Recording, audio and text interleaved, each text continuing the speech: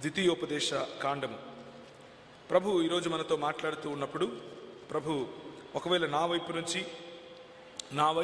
నా మాటలతో మీరు ఏకీభవించకపోతే పర్వాలేదు, దానితో ఇబ్బంది ఏమీ లేదు. కానీ ప్రభు వాక్యంలో నుంచి మనం ఏదైనా నేర్చుకుంటున్న సమయంలో ప్రభు నాతో ఏమైనా మాట్లాడుతున్నాడా అని మన మనస్సులను కొంచెము తెరిచి చూసే అవకాశం, కొంచెం తెరిచి వినే ఒక మంచి ప్రయత్నం చేద్దాము. ద్వితీయోపదేశ కాండం 33వ అధ్యాయం. ఇశ్రాయేలు నిర్భయముగా నివసించును, యాకోబు ఊట ప్రత్యేకింపబడును, అతడు ధాన్య ద్రాక్షారసములు గల దేశములో ఉండును. 28 నుంచి చదువుతున్నాను. అతనిపై ఆకాశము మంచును కురిపించును. ఇశ్రాయేలు నీ భాగ్యము ఎంత గొప్పది! యెహోవా రక్షించిన నిన్ను పోలిన వాడెవడు? ఆయన నీకు సహాయకరమైన కేడెము, నీకు ఔన్నత్యమును కలిగించు ఖడ్గము. నీ శత్రువులు నీకు లోబడినట్లుగా వారు వేషము వేయుదురు, నీవు వారి ఉన్నత స్థలములను త్రొక్కుదువు. ప్రియమైనటువంటి దేవుని సంగమా, ప్రభు మనకిచ్చినటువంటి ఆధిక్యత, ఇశ్రాయేలు నీ భాగ్యము ఎంత గొప్పది అని ఇచ్చినటువంటి ఆధిక్యత. మన ప్రభు నిన్న మనం చూసుకుంటున్నట్లుగా ద్వితీయోపదేశ కాండం 6:4లో మనల్ని ఎన్నుకున్నటువంటి మన ప్రభువు అద్వితీయుడు. ఆయనను పోలిన వాడు ఇంకొకడు లేడు. ఆయన ఎన్నుకున్నటువంటి ప్రజలమైన మనము కూడా మనల్ని పోలిన ప్రజ ఇంకొకటి లేదు అన్న విషయాన్ని ఆయనే స్వయంగా చెబుతూ ఉన్నాడు. ఇశ్రాయేలు నీ భాగ్యం ఎంత గొప్పది! నువ్వు సామాన్యుడివి అని నువ్వు అనుకుంటున్నావు, నువ్వు సామాన్యమైన ప్రజవు అని అనుకుంటున్నావేమో. యెహోవా రక్షించిన నిన్ను పోలినవాడు ఇంకెవడు లేడు. ఆయన నీకు సహాయకరమైన కేడెము, నీకు ఔన్నత్యమును కలిగించు ఖడ్గము. నీ శత్రువులు నీకు లోబడినట్లుగా వారు వేషం వేస్తారు. ప్రభువు మనకు పక్షముగా ఉండి పోరాడిన సమయంలో, ప్రభువు మనకు పక్షముగా ఉండి మనకు కావలసిన ప్రతి అవసరతను తీర్చిన సమయంలో, ప్రభువు మనకు పక్షముగా ఉండి మన సమాజానికి ఆయన మకుటమై కేడమై నడిపిస్తున్న సమయంలో సమాజంలో చాలామంది మన శత్రువులు మనల్ని, మన ఎదుగుదలను, మన ప్రోత్సాహాన్ని మనం ముందుకు వెళుతూ ఉంటే చూడలేనటువంటి కళ్ళు గలవారు దాన్ని చూసి సంకుచిత హృదయంతో, జలసితో, లేకపోతే వారి కడుపు మంటతో వారు కేవలము వేషాలు వేస్తారు. నిన్ను ప్రేమించినట్లు వేషాలు వేస్తారు, నిన్ను గౌరవించినట్లు వేషాలు వేస్తారు, నిన్ను ఆదరించినట్లు, నీతో ఏకీభవించినట్లు వేషాలు వేస్తారు. కానీ ప్రభువు ఇచ్చినటువంటి మాట ఏమిటి అనంటే, నీవు వారి ఉన్నత స్థలములను త్రొక్కుదువు అన్నటువంటి మాట. ఈరోజు సాయంకాలము కొన్ని విషయాలను మనం చూస్తాం. వారి ఉన్నత స్థలములను త్రొక్కే స్థితిలో ఉండాల్సిన మనం, వారి ఉన్నత స్థలములను నీరుగార్చే స్థితిలో ఉండాల్సిన మనం, దేవుడిచ్చినటువంటి బాధ్యతను విస్మరించి ఒకవేళ రివైవల్ అంటే ఉజ్జీవము లేని నిర్జీవ స్థితిలో సంఘముగా ఒకవేళ మనం కట్టబడి ఉంటే, ఈరోజు మనము కొన్ని నిమిషాలు మనల్ని మనం బేరీజు వేసుకోవలసిన సమయం కనుక నేను మీ ముందు కొన్ని విషయాలను పంచుకునే ప్రయత్నం చేస్తాను. ఆమోసు గ్రంథంలో నుంచి మళ్ళీ ఒక్కసారి మనం చదువుకున్నటువంటి వాక్య భాగాన్ని కనుక చూసినట్లయితే, ఆమోసు గ్రంథము 5వ అధ్యాయం, అందులో మనం చదివినటువంటి వాక్య భాగము ఇశ్రాయేలు నీ భాగ్యం ఎంత గొప్పది అని మాట్లాడినటువంటి ప్రభువే ఇశ్రాయేలుతో కొద్దిగా అంత్య భాగంలో, లేకపోతే ద్వితీయోపదేశ కాండం అయిపోయిన తర్వాత ఆమోసు గ్రంథం వచ్చే వరకు వారి పరిస్థితి ఎలా ఉంది అన్నది మీకు చూపించే ప్రయత్నం చేస్తున్నాను. ఎందుకు అనంటే, వెలుగు చూపించకుండా మీకు చీకటి గురించి చెబితే చీకటి అలవాటైపోయింది కాబట్టి చీకటే వెలుగు అని అనుకునే ప్రమాదం ఉంది కదా. కనుక ముందు వెలుగును చూపించాను. మనల్ని ఎన్నుకున్నటువంటి ప్రభువు ఎంత అద్వితీయుడో, మనల్ని ఎన్నుకున్నటువంటి ప్రభువుకు ఉన్నటువంటి ఔన్నత్యం ఎంత గొప్పదో, ఆయన ఎన్నుకున్నటువంటి ప్రజలు కూడా అంతే ఔన్నత్యము గల, అంతే అద్వితీయమైన, మనల్ని పోలిన ఇంకొక సమాజము లేని వారముగా మనం ఉన్నాం అన్న విషయాన్ని గుర్తు చేస్తూ, ఇప్పుడు అదే సమాజానికి పట్టిన దుర్గతి ఏమిటి, మనకు నిర్జీవమైనటువంటి పరిస్థితి రావడానికి గల కారణం ఏమిటి అన్న విషయాలు మరి నేను మీకు ప్రస్తావించే ప్రయత్నం చేస్తున్నాను. ఇశ్రాయేలుతో యెహోవా సెలవిచ్చినదేమనగా, నన్ను ఆశ్రయించుడి, నన్ను ఆశ్రయించిన ఎడల మీరు బ్రతకుదురు. బేతేలును ఆశ్రయింపకుడి, గిల్గాలులో ప్రవేశింపకుడి, బెయర్షబాకు వెళ్ళకుడి. గిల్గాలు అవశ్యముగా చెరపట్టబడిపోవును, బేతేలు శూన్యమగును. యెహోవాను ఆశ్రయించుడి, అప్పుడు మీరు బ్రతుకుదురు. Why God is categorically saying, why God is negatively showing up what you believe in and whereas what the calling for you to believe is. నిన్ను పిలిచినటువంటి ప్రభువు, నీకిచ్చిన పిలుపులో ఔన్నత్యమును చెప్పినటువంటి ప్రభువు, నీకు సమాజముగా ఇచ్చిన ఔన్నత్యమును గుర్తు చేసినటువంటి ప్రభువు, ఇప్పుడు అదే ప్రభువు ఏమంటున్నాడు అనంటే, మీరు ఆశ్రయించేటటువంటివి మిమ్మల్ని నాశనము చేస్తాయి అని చెప్తున్నాడు. మీరు ఏవైతే ఆశ్రయిస్తున్నారో అవి మీకు నాశనమే. ఆ ఆశ్రయపురములు అనుకున్నట్టున్నవి కూడా కాలిపోతాయి, దహించి వేయబడతాయి. ఎందుకు అనంటే, మీరు ఆశ్రయించవలసినది నన్ను ఆశ్రయిస్తే బ్రతుకుతారు, నన్ను ఆశ్రయించకపోతే కాలి చస్తారు అని చెప్తున్నాడు. ఈయన హైదరాబాద్ నుంచి పిలిస్తే కారు వేసుకొని వచ్చి కాలిపోతారు, చచ్చిపోతారు అని చెప్తున్నాడు ఏంటినా అని అంటారా? రివైవల్ అని బోర్డు పెట్టి అన్ని అగ్గి పెట్టుకున్నారు. నేనేం చేయలేదు, పెట్టారా లేదా? మీరేనా అగ్గి మీరేసుకున్నారు. మీరు అగ్గి గురించి మీరు మాట్లాడకపోతే ఎట్లా? అందుకనే మాట్లాడుతున్నా. ఇశ్రాయేలుతో యెహోవా సెలవిచ్చిన మాట ఏమిటి అనంటే, ఈనాటి ఇశ్రాయేలు, ఆయన ఎన్నుకున్నటువంటి ప్రజలు, ఆయన మిమ్మును తాకితే నాకు అనుగుడ్డు తాకినట్లు అని చెప్పినటువంటి ప్రజలు, యెహోవాను హత్తుకొని నాకు జనులవుదురు అని చెప్పినటువంటి జకర్యా గ్రంథములో 2వ అధ్యాయంలో చెప్పినటువంటి ప్రజలు, ఆ ప్రజల ఆలోచన స్థితిగతులు ఎలా ఉన్నాయి అన్న విషయాన్ని మీకు చెప్పి తీరాలి కనుక చెప్పే ప్రయత్నం చేస్తున్నాను. మొట్టమొదటిగా యెహోవా దేవుడు ఏమంటున్నాడు అనంటే, బేతేలును ఆశ్రయించకుడి అని అంటున్నాడు. ఏంటి బేతేలు అనంటే, మరి పాత నిబంధన కాలంలో బేతేలు అన్నది మొట్టమొదటిసారిగా అబ్రహాము వచ్చి ప్రార్థించినటువంటి, లేకపోతే అబ్రహాము వచ్చి ఇది దేవుని మందిరము అని పిలిచినటువంటి స్థలము. దాని తరువాత అబ్రహాము కుమారుడైనటువంటి, లేకపోతే ఆయన మనవడైనటువంటి యాకోబు పడుకొని నిద్రపోవచ్చుండగా మన ప్రభు అయినటువంటి యేసు క్రీస్తు యెహోవా వలె, యెహోవాను నేనే యెహోవాను అనుకుంటూ ఆయనకు దర్శనమిచ్చినటువంటి స్థలం. ఇది నిజముగా దేవుని మందిరము, ఇది పరిశుద్ధ స్థలము అని ఆలోచించి తన క్రింద పెట్టుకున్నటువంటి రాయిని తీసి దానిపైన ఆముదము లేకపోతే నూనె పోసి ఇది బేతేల్, ఎల్ బేతేల్ అని పేరు పెట్టాడు. ది హౌస్ ఆఫ్ గాడ్ అని పేరు పెట్టాడు. ఆ ప్రాంతాన్ని మెల్లిమెల్లిగా దేవుని స్థలముగా ప్రజలు మార్చారు. ఆ ప్రాంతానికి మెల్లిమెల్లిగా టెంకాయలు, పూలదండలు, ప్రదక్షిణాలు, దాని చుట్టూ తిరగడాలు, కిందపడి దొల్లడాలు మొదలైనవి మొదలైపోయాయి. ప్రదేశానికి ఇచ్చినటువంటి ప్రాముఖ్యతను ప్రభు అంటున్నాడు, I despise it, I hate if you replace me with a place. If you replace me, నాకు ప్రత్యామ్నాయంగా ఒక ప్రదేశాన్ని ఎన్నుకుంటే అది నా మందిరము అని నేను ఒప్పుకున్నా సరే, దాన్ని మీరు ఒప్పుకుంటే, దాన్ని మీరు ఆశ్రయిస్తే చస్తారు అని చెప్తున్నాడు. మీ ఊర్లో మరి ఎన్ని ఇలాంటి బేతేళ్ళు ఉన్నాయో నాకు తెలియదు, కానీ ప్రపంచవ్యాప్తంగా ఉన్న బేతేళ్ళు మాత్రం చాలా ఉన్నాయి. మా అమ్మకు ఒక బేతేలు ఉంది. ఆమె అంటే ఇప్పుడు కాదు, ఒకానొక సమయంలో, నేను ఇప్పటి వరకు నీకు చెప్పినటువంటి మాటలు ఆదికాండము 12వ అధ్యాయము 8వ వచనంలో మీరు చూడవచ్చు బేతేలు గురించినటువంటి వివరణ. అలాగే ఆదికాండము 13వ అధ్యాయము 3 నుంచి 4 వరకు చూడొచ్చు. అలాగే ఆదికాండము 28వ అధ్యాయంలో కూడా యాకోబుకు ప్రభువైన యేసు క్రీస్తు కలిసినటువంటి ఆ బేతేలు అన్నటువంటి ప్రాంతాన్ని కూడా మీరు గమనించగలరు. అయితే ఈనాటి క్రైస్తవులకు కూడా కొన్ని బేతేళ్లు ఉన్నాయి. మా అమ్మ మమ్మల్ని చిన్నప్పుడు వేలాంగని ప్రాంతానికి తీసుకుని వెళ్ళేది అని నిన్న రాత్రి చెప్పారు, గుండు కొట్టించుకోవటానికి. అదొక రకమైన బేతేలు. కానీ పరిశుద్ధమైన బేతేళ్ళు కూడా కొన్ని ఉన్నాయి. అవేంటి అనంటే, మా అమ్మ మేము ఇంటర్మీడియట్కి వచ్చే వరకు మేము చేసే అల్లరి పనులు తట్టుకోలేక, 10th క్లాస్లో మేము చేసేటటువంటి భయంకరమైన పనులు తట్టుకోలేక ఆమె యవ్వనస్తుల ఒక ప్రోగ్రాంలో జాయిన్ అయింది. ఈ యవ్వనస్తుల ప్రోగ్రాంలో ఇంత డబ్బు అని కట్టాలి, మార్గదర్శి చిట్ ఫండ్లో కట్టినట్టుగా కొంచెం చిట్ ఫండ్ కట్టాలి. చిట్ ఫండ్ కడితే మన కోసం ప్రార్థన చేసేవాళ్ళు ప్రత్యేకంగా ప్రార్థన చేస్తారనమాట.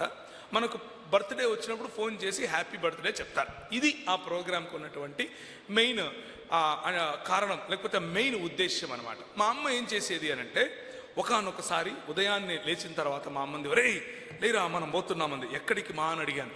మనము దేవుణ్ణి చూడటానికి వెళ్తున్నామంది. నాకు అర్థం కాలేదు, మనకు అంత మతం గురించి పెద్దగా తెలియదు కదా. నేను ముందే చెప్పాను మీకు, ఈరోజు ఉదయం కూడా చెప్పాను కదా. అబ్బా ఎక్కడికో వెళ్తున్నామేమో అనుకున్నాను, రెగ్యులర్గా వెళ్ళే వేలాంగనికి ఏమో అనుకున్నాను. కాదు, బస్సు వెళ్ళింది, కోయంబత్తూరు దగ్గర ఆగింది. చక్కటి మేఘాలు, మంచి వాతావరణం, కొండలు ఎటు చూసినా, కొంచెం చలి ఉంది అక్కడక్కడ. మంచి క్యాంపస్. ఆ క్యాంపస్లో పిల్లలు ఒకవైపు చదువుకుంటున్నారు, ఇంకొక వైపు బ్రహ్మాండంగా ఒక మందిరం కట్టబడింది. అక్కడ ఒక కోనేరు కూడా ఉంది. ఆ కోనేరులో దిగితే స్వస్థత వస్తుందని చెప్పారు. మా అమ్మ వచ్చింది. మా అమ్మ వచ్చి అక్కడ చుట్టూ ప్రదక్షిణాలు చేసి 2 టెంకాయలు కొట్టి కోనేరులో దిగుదాము అని డిసైడ్ అయిపోయింది. మేము వెళ్ళంగానే తెలుగులో మాట్లాడటానికి మా దగ్గరికి ప్రజలు వచ్చారు, తెలుగులో ప్రార్థన చేశారు, మమ్మల్ని చాలా కౌగిలించుకున్నారు, మమ్మల్ని ఆలింగనం చేసుకున్నారు. మాకు చాలా సంతోషమైంది. మా అమ్మ ఒక కోడి కొనింది, కోడి అక్కడ కోసాం, కోడి వండుకొని తిన్నాం, బేతేలును దర్శించుకున్నాం. ఇది మేము దర్శించుకున్న బేతేలు. హైదరాబాద్లో రీసెంట్గా ఇంకొక బేతేలు వచ్చింది, ఒక 10 ఏళ్ల క్రితం. ఆ బేతేలంట గవర్నమెంట్ భూమిని కూడా కబ్జా చేసుకున్న బేతేలంట. ఇంకొక బేతేలు వచ్చింది హైదరాబాద్లో. ఈ బేతేలు పొద్దున ఒక చోట, సాయంత్రం ఒక చోట ఉంటుంది. ఇంకొక బేతేలు విశాఖపట్నం నుంచి వచ్చింది. ఫ్లైట్లో ఒక ఆయన వచ్చి ఆయన ఎక్కడ నిలబడితే అదే బేతేలు అని చెప్తున్నాడు. బేతేలు బేతేలు ఎక్కడ చూసినా దేవుని మందిరం, పరిశుద్ధ స్థలం. తీర్థయాత్రలకు పోయినట్లు ప్రజలు, క్రైస్తవులు కూడా తీర్థయాత్రలకు పోతున్నారు. పొద్దున ఒక తీర్థయాత్ర, మధ్యాహ్నం ఒక తీర్థయాత్ర, సాయంత్రం ఒక తీర్థయాత్ర.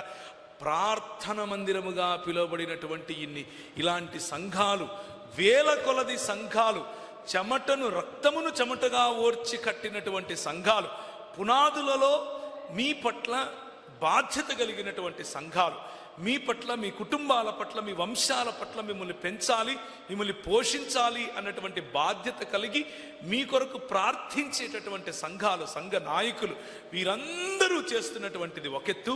కానీ ఒక ఆయన ఇంకొక కొత్త బేతేలు తీసుకొని వచ్చాడు. ఆ బేతేలు ఏంటంటే మీరు ఎక్కడికి కదలాల్సిన అవసరం లేదు. కర్నూలు పట్టణంలో దగ్గరికి వెళ్తే ఒక పెద్ద సినిమా ఉంటుంది. పొద్దున్నే మీరు సినిమాలోకి వెళ్ళంగానే బేతేలు కనిపిస్తుంది. ఆ సినిమాలో యాక్టర్, హీరోయిన్ అంతా ఒకరే. మీరు చేయాల్సిందల్లా ఏం లేదు, స్వామి నా పాపాలు ఒప్పుకుంటున్నానని ప్రదక్షిణాలు చేసి చంపలేసుకుని ఇంటికి వెళ్ళిపోవడమే. బేతేలును ఆశ్రయించకుడి, చస్తారు. నేను చెప్పట్లేదు, స్వయంగా బేతేలు ప్రభు అయినటువంటి యెహోవా చెబుతున్నాడు. ఇశ్రాయేలీయులతో యెహోవా సెలవిచ్చున్నదేమనగా, నన్ను ఆశ్రయించండి, నా మందిరము అని చెప్పుకొని కట్టే ప్రదేశాలలో పరిశుద్ధత లేదు.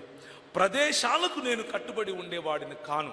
మానవుడు నిర్మించినటువంటి ప్రదేశాలలో, మానవుడు నిర్మించినటువంటి మందిరాలలో, మానవుడు నిర్మించినటువంటి ఆలయాలలో నేనుంటాను అని మీరు అనుకుంటే మీరు ఇంకా శ్రేయలు, నీ భాగ్యం ఎంత గొప్పది అనే స్థాయికి రాలేదు బహుశా అని ప్రభు మనకు గుర్తు చేస్తున్నాడు.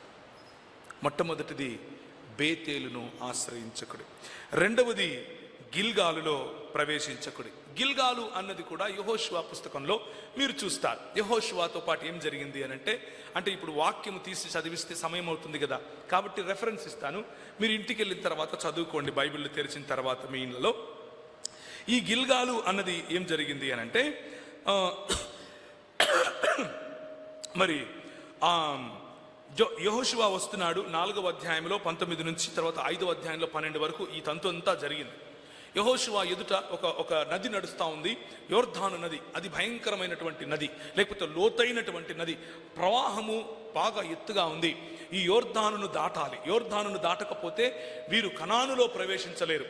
అటువంటి పరిస్థితిలో నాయకుడైనటువంటి, లేకపోతే అప్పుడప్పుడే నాయకత్వమును తీసుకున్నటువంటి యెహోషువ మోషేను పోలి నడవాలి అని ప్రభు ఇచ్చినటువంటి పిలుపును పూని ఆయన నిబంధన మందసాన్ని ఆయన చేతపుచ్చుకుని ఒక బూరల ధ్వనులను తీసుకుని ముందు నడుచుకుంటూ వెళ్ళి, మరి మీ మోకాలు నీటి వరకు, మోకాలి అంచుల వరకు రాక మునుపే మీ గాయకులు, అలాగే యాజకులు, అలాగే లేవీయులు మొదలైన వారు ముందు నడుస్తూ ఉంటే పారేటటువంటి ఈ నది ఆగిపోతుంది అని చెప్పాడు.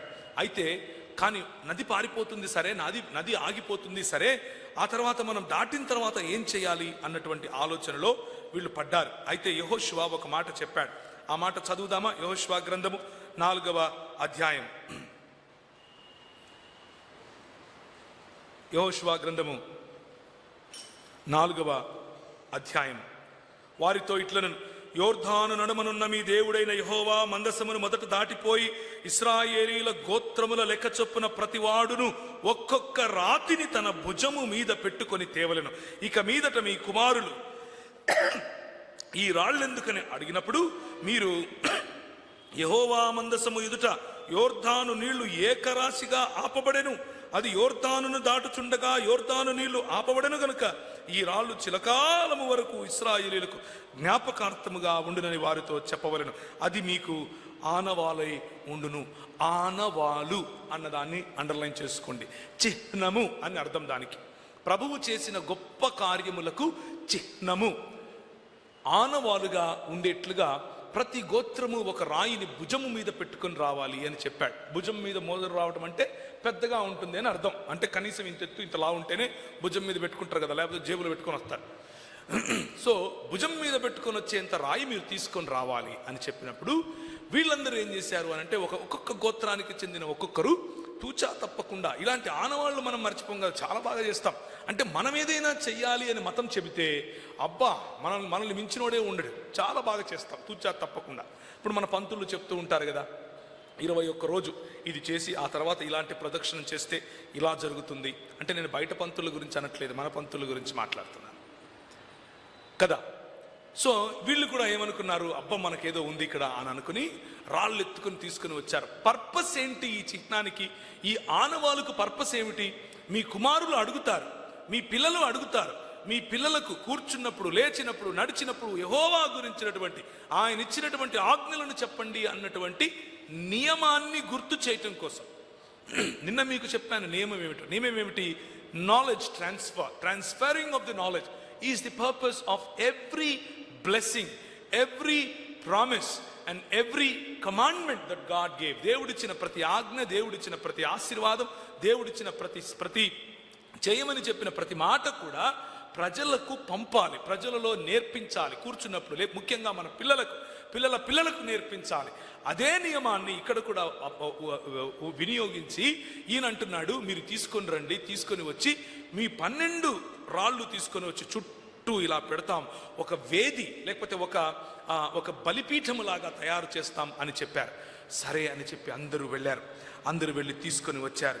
తీసుకొని వచ్చి దాని చుట్టూ పెట్టారు. చుట్టూ పెట్టి ఆ తరువాత మెల్లిమెల్లిగా ఏమైందో తెలుసా? దాని చుట్టూ దండలు, ప్రదక్షిణాలు మొదలైనవి అన్ని మొదలైపోయాయి.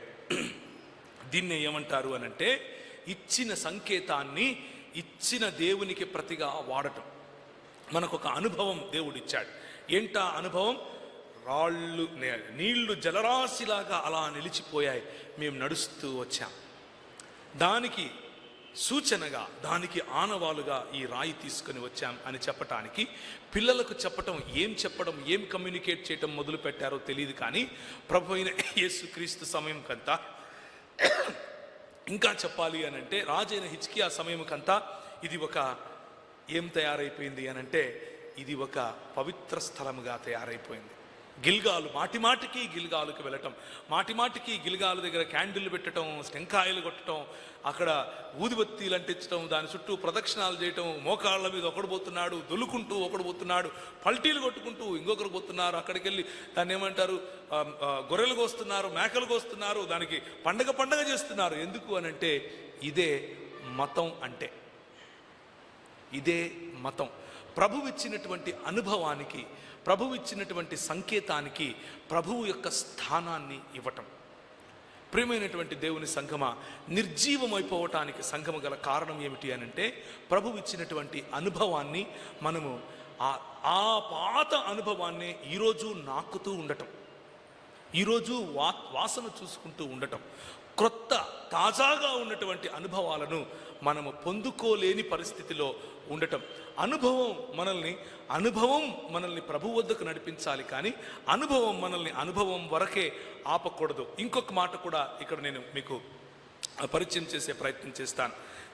ఇది జరిగిన తర్వాత నిబంధన మందసము తీసుకుని వెళ్చిన కారణంగా యోర్దాను నది దానికి నిలబడిపోయింది. ఎరికో కోట గోడలు ఇలా పేకమేడల్లాగా విరిగిపోయాయి.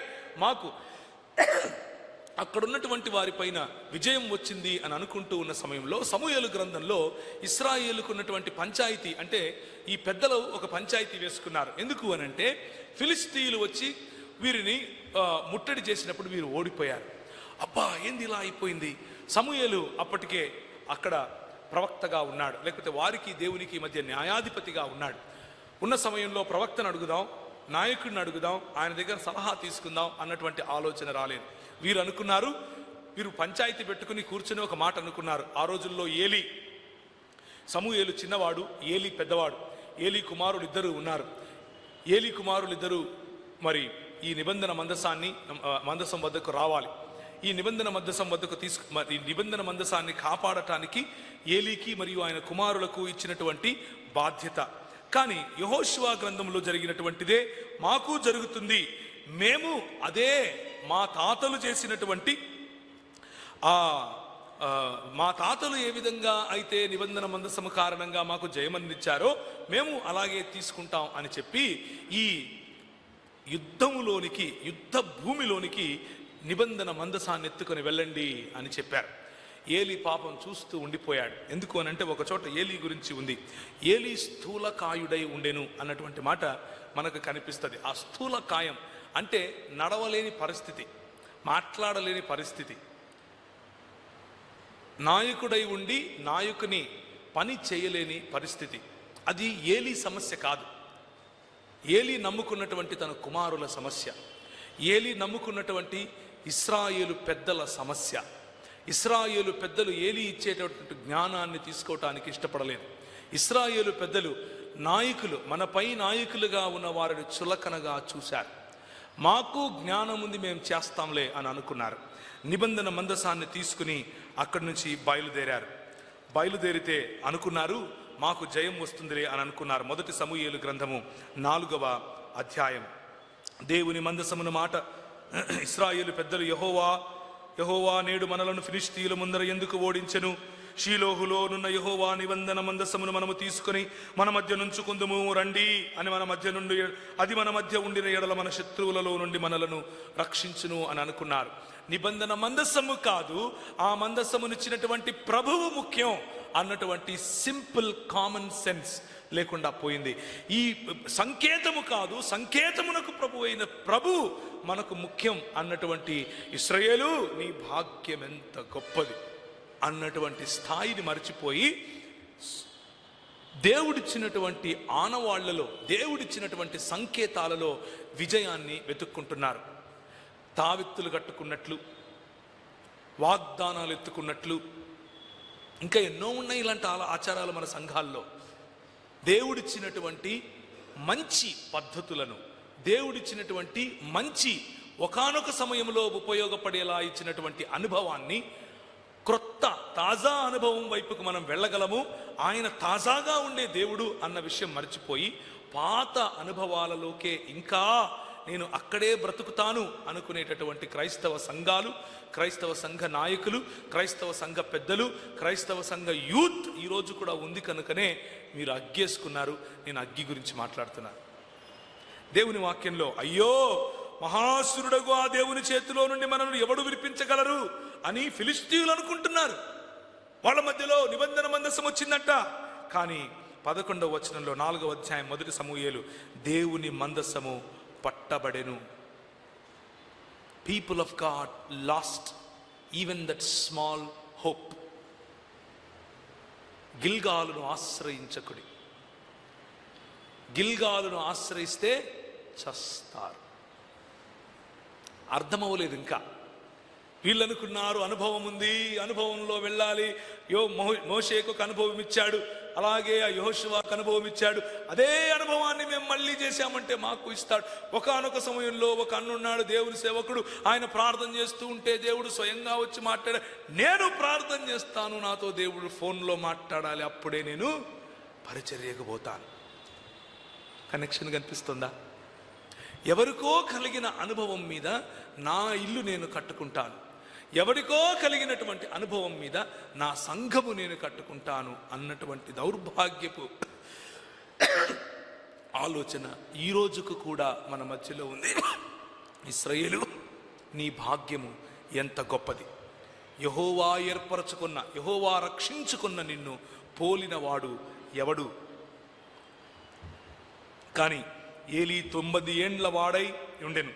అతనికి దృష్టి మందగిలినందున అతని కండ్లు కానరాక ఉండెను. 18వ వచనం, దేవుని మందసమును మాట అతడు పలుకగానే ఏలీ ద్వారము దగ్గరనున్న పీఠము మీద నుండి వెనుకకు పడి మెడ విరిగి చనిపోయాను. మనం తీసుకునే నిర్ణయాలు పాతకాలపు అప్పుడెప్పుడో జరిగినటువంటి అనుభవం మీదే నేను ఇంకా నా నిర్ణయాలను చేస్తాను అని అంటే మన నాయకులను కోల్పోతాం, మన కాపరులను కోల్పోతాం, వారికి ఉన్నటువంటి శ్రేష్టతను విస్మరిస్తాం, వారికి ఉన్నటువంటి శ్రేష్టతను తక్కువ చేసి చూస్తాం. ఎందుకు అనంటే నీకేం తెలుసు, మాకు తెలీదా, ముసలిని వినో కూర్చోకపోయినావా ఒక పక్క అంటాం. ఎందుకంటాము తెలుసా? ఎవరో వేరే వాళ్ళు చెప్పినటువంటి అనుభవం, ఆ అనుభవమే నాకు ఈరోజు ఉంది అనుకుంటున్నటువంటి ఆలోచన. ఆ తరువాత 21వ వచనంలో, దేవుని మందసము పట్టబడినదందున సంగతి తమ మామయు పెనిమిటియు చనిపోయిన సంగతి తెలుసుకొని ప్రభావము ఇశ్రాయేలీయులలో నుండి పోయినని చెప్పి తన బిడ్డకు ఇకాబోతు అని పేరు పెట్టింది. ఎవరైనా మీ పిల్లలకు ఆనంద్ అని పేరు పెడతారు, సంతోష్ అని పేరు పెడతారు, లేకపోతే ఇంకా ఏం పెడతారు, గ్రేస్ అని పెడతారు, కృప అని పిలుచుకుంటారు. ఒరే ఇకబోదు ఇకబోదు అని పిలుస్తారా ఎవరన్నా? ప్రభావం పోయింది. తన బిడ్డకు ప్రభావము పెడలిపోయెను అన్న పేరు ఒక తల్లి పెట్టింది అని అంటే ఎంత కృంగిపోయిన మనస్సుతో ఇశ్రాయేలు ఆ మాట పెట్టి ఆ పేరు పెట్టిందో ఆలోచించు. నిబంధన మందసమును విడిచిపెట్టినటువంటి ఏదో అనుభవమును కోరుకుని, ఆనవాళ్లను కోరుకుని దేవుని యొక్క తాజాగా ఉండేటటువంటి ఆయన సన్నిధిని విడిచిపెడితే మన బ్రతుకు ఇకాబోతు అవుతుంది. ప్రభావము వెడలిపోయినట్లుగా మారిపోతాం. అనుభవాల వెంట పరిగెడుతూనే ఉన్నారు. ఒకవైపు పుణ్యక్షేత్రాల వైపు పరిగెడుతూనే ఉన్నారు. హైదరాబాదులో అంతే, కర్నూలులో అంతే, తిరుపతిలో అంతే, ఎక్కడ చూసినా పుణ్యక్షేత్రమే, క్రైస్తవ బాబాల పుణ్యక్షేత్రాలు. ఇంకొక వైపు అనుభవాలు. ఒక ఆయన టచ్ అంటే అవతల నుంచి అట్లా పల్టీ కొడతాడు, ఆయనకి ఎన్ని లెక్క ఏమవుతుందో కూడా అర్థం కాదు. అదే అనుభవం కావాలి పొద్దున్న నుంచి సాయంత్రం దాకా. పేతురు అంటాడు, ఏమయ్యా నీకు అర్థం కావట్లేదు, ఏం అనుభవం? మీ అనుభవం నాకు ఒక మాట చెప్పు. అనుభవము ఎప్పటికైనా పరిపక్వత తీసుకొని రావాలి, కానీ అనుభవం నిన్ను చిన్నపిల్లని చేస్తుందా?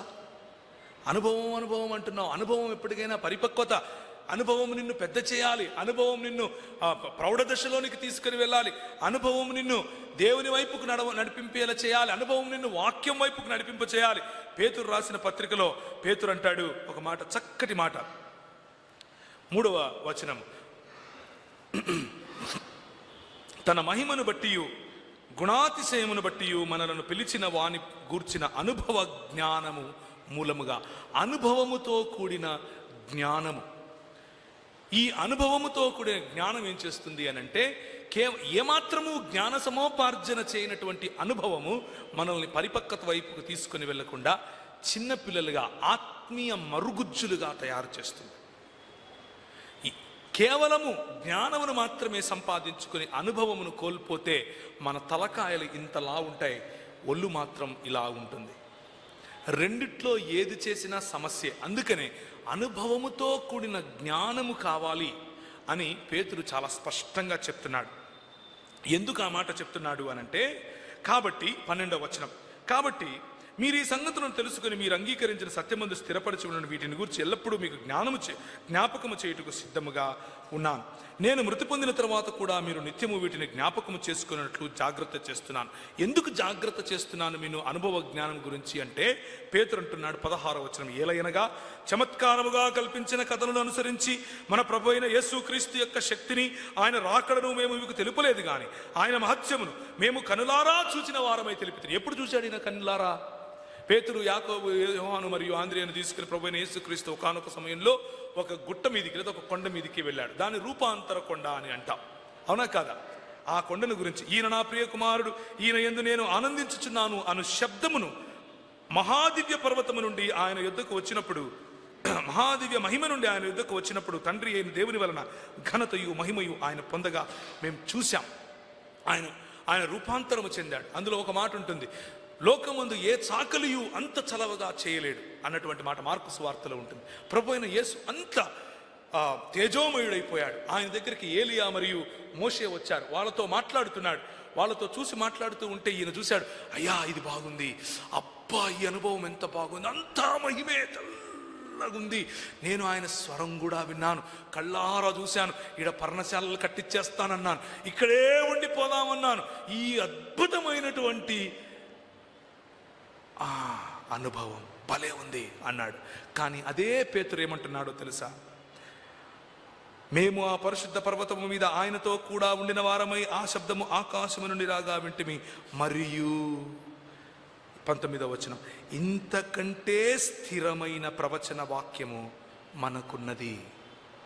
తెల్లవారి వేకువ చుక్క మీ హృదయములో ఉదయించు వరకు ఆ వాక్యము చీకటి గల చోటును వెలుగిచ్చు దీపమైనట్లుగా ఉన్నది. నీ చేతలో ఉన్నటువంటి ఈ 66 పుస్తకాలు ఉన్నటువంటి బైబిల్ గ్రంథము ఈ ప్రవచన వాక్యమును మించినటువంటి, ఈ ప్రవచన వాక్యము తోలివేయలేని చీకటి ఏది లేదు అని తెలుసుకున్నప్పటికీ, ఈ ప్రవచన వాక్యములో దేవుణ్ణి అనుభవించటం, ఆ మధురానుభూతి, ఆయనను సేవించుకోవటంలో ఉన్న అనుభూతిని మర్చిపోయి మనం ఏం కోరుకుంటున్నాం? ఇప్పుడు నువ్వు టచ్ చేస్తే ఇలా అయిపోయింది, నువ్వు ఉంటే చాలు, నువ్వు కౌగిలించుకుంటే చాలు. మన పాటలు కూడా అలాగే ఉన్నాయి ఈరోజు కదా.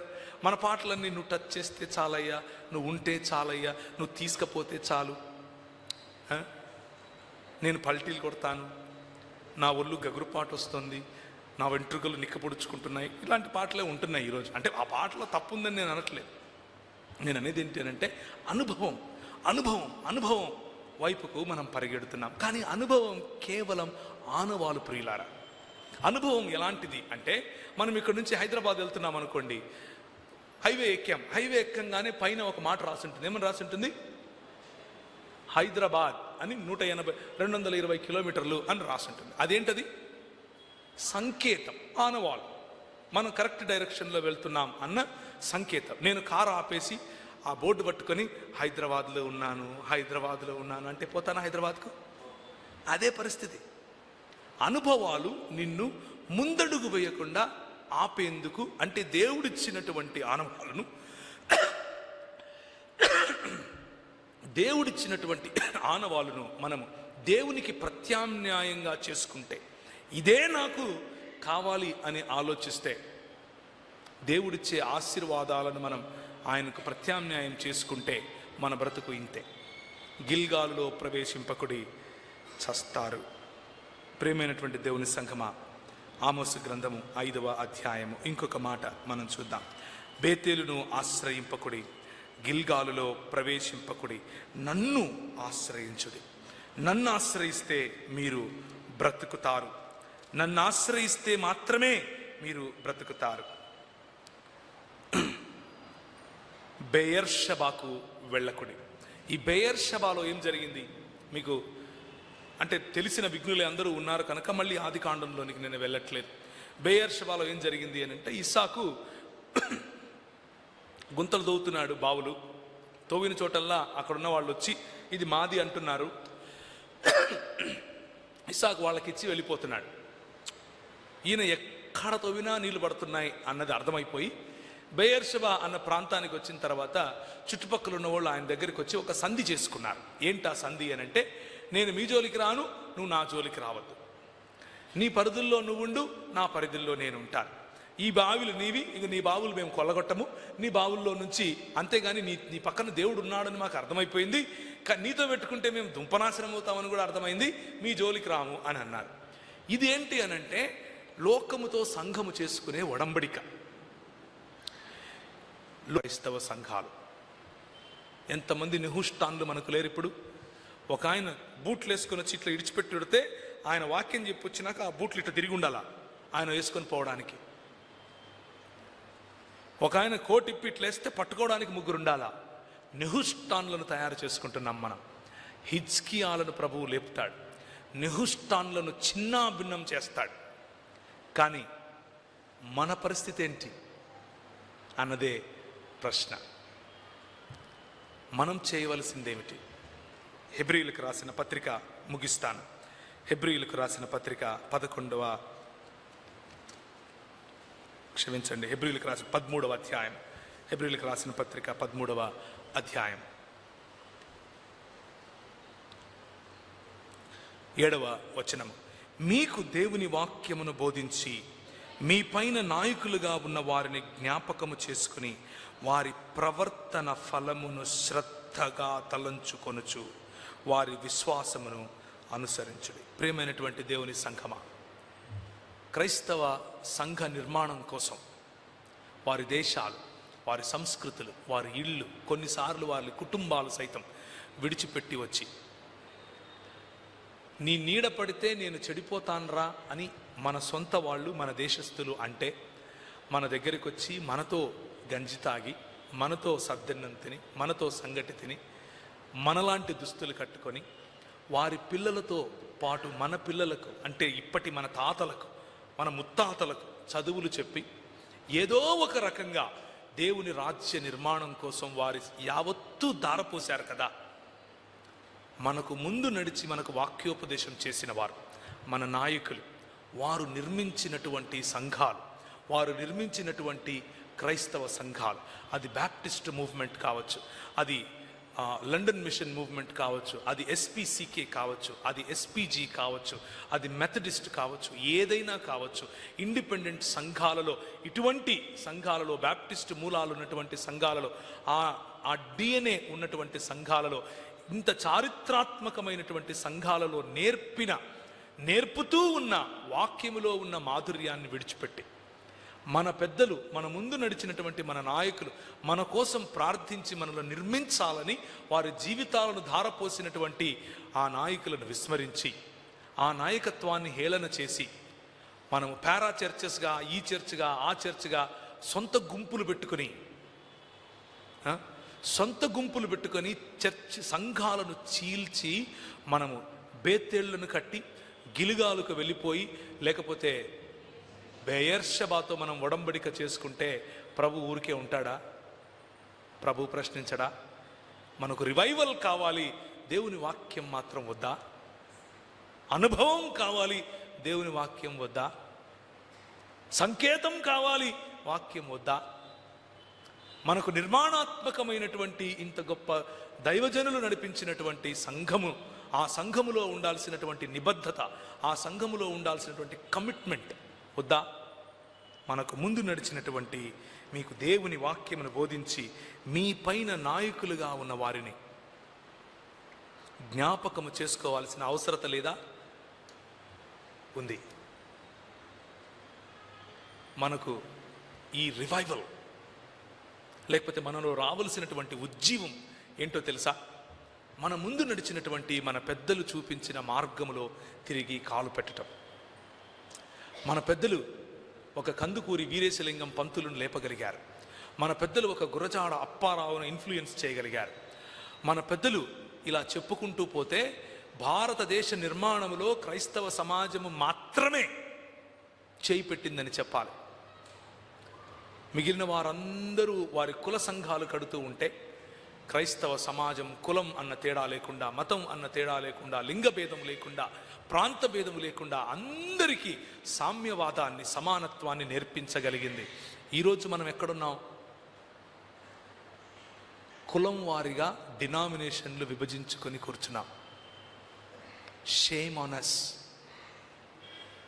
ఈరోజు మనం ఏం చేస్తున్నాం? మన పెద్దలు మనకు పై వస్త్రం కప్పారు. మన పెద్దలు ఒక రోజు నువ్వు తప్పకుండా పని మానాలి అని నేర్పారు. మన పెద్దలు ప్రభువుకు ఇవ్వటం నేర్పారు. మన పెద్దలు దేవుని రాజ్య నిర్మాణం నేర్పారు. మన పెద్దలు నదుల అనుసంధానం నేర్పారు. మొన్నటికి మొన్న రెండు వారాల క్రితం వెంకయ్య నాయుడు గారు, అంటే మన ఉపరాష్ట్రపతి ఇచ్చినటువంటి స్టేట్మెంట్ రాజమండ్రిలో నుండి, నదుల అనుసంధానం ఎప్పుడు జరుగుతుందో అప్పుడు దేశం బాగుపడుతుంది. 200 సంవత్సరాల క్రితమే ఆర్థర్ కాటన్ గారు ఆ దర్శనం చూశారు అంటూ ఒక సామాన్యమైనటువంటి, లేకపోతే ఒక దేశ నాయకుడుగా ఉన్నటువంటి హైందవుడు గుర్తించగలిగాడు. సంఘములో ఎంతమంది మీ పిల్లలకు తెలుసు సార్ ఆర్థర్ కాటన్ గారు ఒక మిషనరీ అని?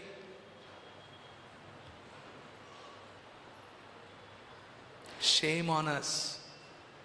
ఆ ఆర్థర్ కాటన్ గారు చేసినటువంటి పని దేశ నిర్మాణం. మన పెద్దలు చేసినటువంటి పని దేశ నిర్మాణం. సిపి బ్రౌన్ గారు చేసినటువంటి పని, కడపలో ఆయన పేరు మీద కట్టినటువంటి గ్రంథాలయం దేశ నిర్మాణం.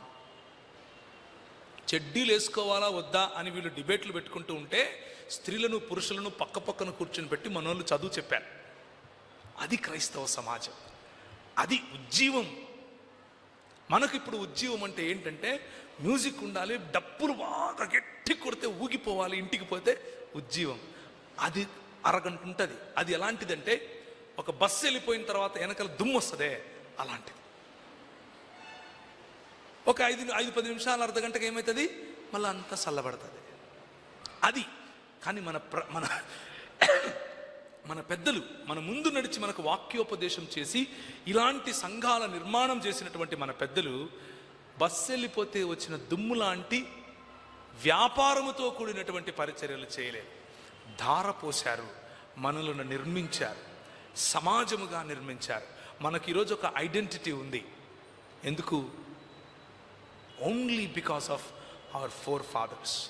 మనకు ముందు నడిచినటువంటి మన పెద్దలు నేర్పిన వాక్యం, మన పెద్దలు చూపిన సేవా భావముతో కూడిన పరిచర్య. దైవజనుడా మర్చిపోకు. టచ్చులు వస్తాయి పోతాయి, డుబ్కీలు వస్తాయి పోతాయి, సంస్థలు వస్తాయి పోతాయి, క్యాంపులు వస్తాయి పోతాయి. సంఘము ఎప్పుడూ నిలబడి ఉంటుంది. సంఘము చిరస్థాయిగా ఉంటుంది. సంఘములకు లేని నిబద్ధత, సంఘము పట్ల నీకు లేని ఆ కమిట్మెంట్ వేరే ఎక్కడ పెట్టినా శుద్ధ వేస్ట్. బూడిదలో పోసిన పన్నీరు, అడవి కాచిన వెన్నెల, ఎందుకు పనికిరాదు. మహా అయితే దుమ్ము నేస్తాడు.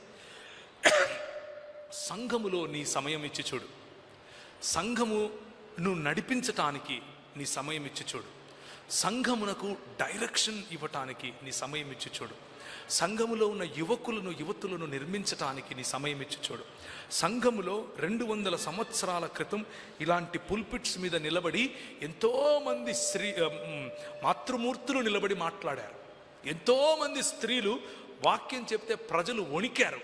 ఈరోజు మనం డిబేట్ చేసుకుంటున్నాం. పూలు పెట్టుకోవాలా వద్దా, చెప్పులు వేసుకోవాలా వద్దా, చీర కట్టుకోవాలా వద్దా, ఆమె వాక్యం చెప్తే నేనెట్లా కూర్చుంటాను, ఆమె వాక్యం చెప్తే నేనెట్టింటాను. ఇది మనలో మాత్రమే కాదు జాడ్యం, స్త్రీలలో కూడా ఉంది. స్త్రీలకు ప్రధాన శత్రువులు స్త్రీలుగానే ఉంటారు చాలాసార్లు. ఎక్కడి నుంచి వచ్చాయి ఇవన్నీ కూడా మనకు?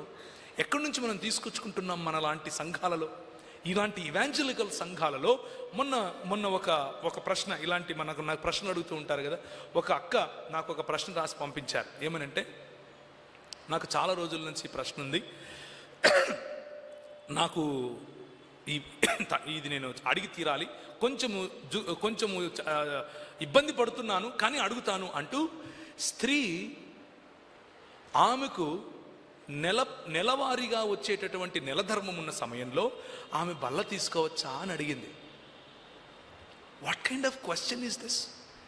Wear are we getting this? ఎక్కడి నుంచి వస్తున్నాయి ఈ ఆలోచనలు? నువ్వు మతం నేర్పితే కదా ఇలాంటి వచ్చేది. స్త్రీకి ఉన్నటువంటి నెలధర్మానికి బల్లకు లింక్ ఏంటి? స్త్రీకున్న నెలధర్మం నీకు లేనిది. ప్రభువు ఇచ్చినటువంటి నిన్ను నిర్మించటానికి ప్రభువు ఏర్పరిచిన, ప్రభువు అమర్చినటువంటి ఒక మంచి, లేకపోతే ఒక పరిశుద్ధమైన భౌతిక లేకపోతే శారీరక ప్రక్రియ. ఆ ప్రక్రియను ఉపయోగించుకునే ప్రభు ఈ లోకానికి వచ్చాడా లేదా? ఆయన కావాలనుకుంటే మీసాలు గడ్డాలు వేసుకుని హ్యాంగ్ మన బాబాల్లాగా వచ్చేయచ్చు కదా. అలా రాలేదు. మాతృమూర్తి గర్భాన 9 నెలలు ఉండి వచ్చాడు. మన మాతృమూర్తులకు స్థలం ఇవ్వలేనటువంటి సంఘాలు, మన మాతృమూర్తుల వాయిస్ వినలేనటువంటి సంఘాలు, నువ్వు ఆడదానివి నువ్వు నోరు మూసుకో అనే సంఘాలు. Where are we getting this idea from? ఎక్కడి నుంచి వస్తున్నాయి? ఉజ్జీవం బస్సు వెళ్ళిపోతే వచ్చే దుమ్ము కాదు. ఉజ్జీవం చిరస్థాయిగా నిలిచిపోయే సంఘ పిల్లర్స్, సంఘములో ఉండాల్సినటువంటి పునాదులు, సంఘములో ఉండాల్సినటువంటి భావజాలం. ఆ భావజాలానికి మ్యూజిక్ అక్కర్లేదు, ఆ భావజాలానికి గొప్ప గొప్ప డప్పులు అక్కర్లేదు, ఆ భావజాలానికి కరాటేలు, ఇక్కడ స్కిట్టులు, ఫలానాలు ఏం అవసరం లేదు. అది అవసరమయ్యేటప్పుడు చేసుకోవచ్చు, పండుగగా బ్రతకచ్చు. కానీ ఆ భావజాలం దేవుని రాజ్యం చిరస్థాయిగా నిలబడుతుంది. నువ్వు ఉన్నా లేకపోయినా నిలబడుతుంది. ప్రశ్న ఏమిటి అని అంటే, నువ్వు నీ భావజాలంలో గిల్గాలుకు, బేతేలుకు, అలాగే దాన్ని ఏమంటారు, బెయేర్షెబాకు ఇచ్చేటటువంటి ప్రాతినిధ్యం బెయేర్షెబాకు ఇచ్చేటటువంటి ప్రాధాన్యత దేవుని రాజ్యానికి ఇస్తున్నావా? దేవుని రాజ్య నిర్మాణానికి ఇస్తున్నావా? దేవుని రాజ్య నిర్మాణానికి ఇస్తే నెహుష్టాన్లను పడద్రోయ్. ఏ నెహుష్టాన్లను పెట్టుకున్నావు? హైదరాబాద్ నెహుష్టానా, దినకర స్వామి నెహుష్టానా? పేర్లు తీసి చెప్పాల్సి వస్తుంది ఈరోజు. ఏ సాములు ఉన్నారు నీ మనసులో? దేవుని రాజ్యాన్ని కూడా ప్రత్యామ్నాయంగా వారు నీ మనసులో మెదులుతున్నారు అని అంటే ఆ భావాలు నీకు, నీ పిల్లలకు నష్టమది. గిల్గాలులో ప్రవేశించకుడి, బేతేలును ఆశ్రయించకుడి, బెయేర్షెబాలో ప్రవేశించకుడి. తలలోంచుకుంటే ప్రార్థించుకుందాం. మనకు అవసరమైనటువంటి కాంటెంపరీ ఈ సమయంలో క్రైస్తవ సంఘాలకు అవసరమైనటువంటి కొన్ని మాటలు మీ ముందుంచే ప్రయత్నం చేశాను.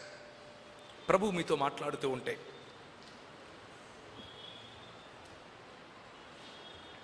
నాయకులుగా ఉన్నవారు, నాయకత్వమును కోరేవారు, స్థానిక సంఘం మీ పట్ల చేస్తున్నటువంటి పోరాటం, స్థానిక సంఘం మీకోసం చేస్తున్నటువంటి ప్రార్థన, స్థానిక సంఘం మీ కొరకు నిలబడినటువంటి తీసుకుంటున్నటువంటి స్టాండ్, స్థానిక సంఘంలో నీ బాధ్యత, స్థానిక సంఘం దేవుని బృహత్ ప్రణాళిక అయినటువంటి దేవుని రాజ్యములో చేయవలసినటువంటి పనులు, ఇవన్నీ ఒక్కసారి బేరీజు వేసుకోండి. ఎక్కడున్నాం మనం? ఇకాబోత్ ప్రభావము వెడలిపోయెను అన్నటువంటి స్థితిలో ఉన్నామా? నెహుష్టాన్లను మన హృదయాలలో పెట్టుకుని వాటి వైపు చూస్తున్నామా? బేతేలుకు పరిగెడుతున్నామా? గిల్గాలు కోసం ప్రాధేయపడుతున్నామా? లేకపోతే బెయేర్షెబా వైపుకు అంగలారుస్తున్నామా? అయ్యా మహాప్రభో నన్నొచ్చి రక్షించు అని లోకం వైపు, లోక నాయకుల వైపు చూస్తున్నామా? ప్రియమైనటువంటి దేవుని బిడ్డ, ప్రియమైనటువంటి సహోదరుడా, సహోదరి, ఈరోజు రాత్రి ఒక నిర్ణయం గనక నువ్వు చేసుకోగలిగితే, స్థానిక సంఘ నాయకులు వారు నేర్పించిన వాక్యము, వారు వేసిన పునాది పైన నీ విశ్వాసమును కట్టుకోగలిగితే, మనకు ముందు నడిచినటువంటి మన పెద్దలు చూపించిన మార్గములో నడవగలిగితే యెహోవాను ఆశ్రయించిన వారమవుతాం. యెహోవాను ఆశ్రయించుడి, మీరు బ్రతికెదరు.